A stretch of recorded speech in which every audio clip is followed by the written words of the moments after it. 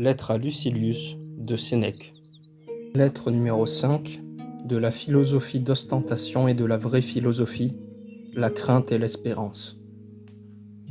Opiniâtrement livré à l'étude et laissant tout le reste, tu ne travailles qu'à te rendre chaque jour meilleur. Je t'en approuve et je m'en réjouis. Je ne t'exhorte pas à persévérer, je fais plus, je t'en prie. Mais écoute en avis, n'imite point ces hommes moins curieux de faire des progrès que du bruit, que rien dans ton extérieur ou ton genre de vie n'appelle sur toi les yeux. Étaler une mise repoussante, une chevelure en désordre, une barbe négligée, déclarer la guerre à l'argenterie, établir son lit sur la dure, courir enfin après un nom par les voies les moins naturelles, fuis tout cela. Ce titre de philosophe, si modestement qu'on le porte, est bien assez impopulaire. Que sera-ce si nos habitudes nous retranchent tout d'abord du reste des hommes? Je veux au-dedans dissemblance complète, au dehors soyons comme tout le monde. Point de toche brillante, ni sordide non plus. Sans posséder d'argenterie où l'or massif serpente en ciselure, ne croyons pas que ce soit preuve de frugalité que de n'avoir ni or ni argent chez soi. Ayons des façons d'être meilleures que celles de la foule, mais non pas tout autre. Sinon, nous allons faire fuir et nous aliéner ceux que nous prétendons réformer.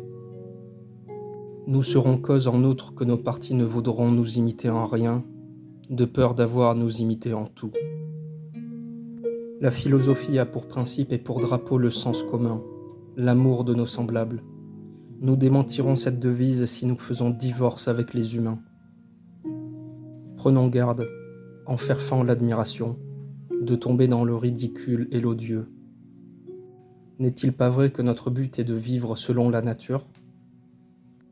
Or, il est contre la nature de s'imposer des tortures physiques, d'avoir horreur de la plus simple toilette, d'affectionner la malpropreté et d'aimer, non seulement grossier, mais qui répugne au goût et à la vue.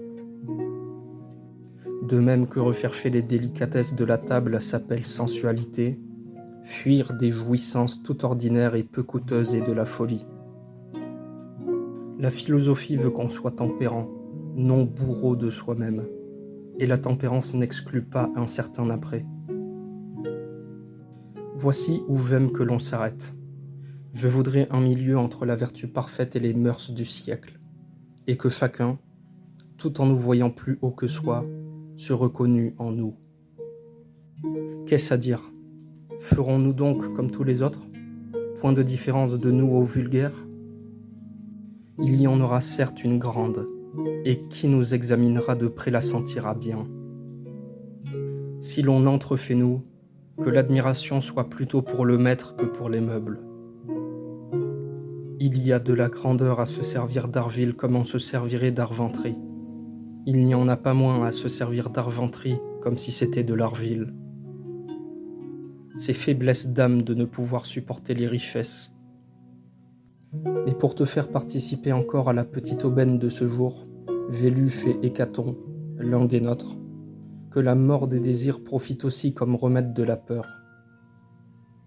Tu cesseras de craindre, dit-il, si tu as cessé d'espérer. Tu demandes comment deux choses si opposées peuvent aller ensemble ? Eh bien, oui, cher Lucilius, en apparence divisées, elles sont étroitement unies.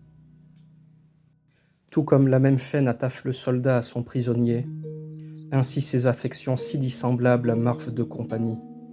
Après l'espérance, la crainte. Je ne m'étonne pas qu'il en aille ainsi. Toutes deux sont filles de l'incertitude, toutes deux en attente, en souci de ce qui adviendra.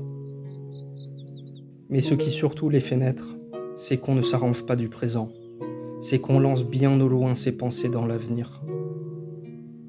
Ainsi la prévoyance, l'un de nos plus grands biens sur cette terre, s'est tourné en mal. L'animal voit le danger et le fuit. Le danger s'éloigne, sa sécurité renaît. Nous, l'avenir nous torture en même temps que le passé. Que de choses salutaires à l'homme sont pour l'homme des poisons. Sa mémoire lui ramène les angoisses de la peur, sa prévoyance les anticipe. Nul n'a assez des misères du présent.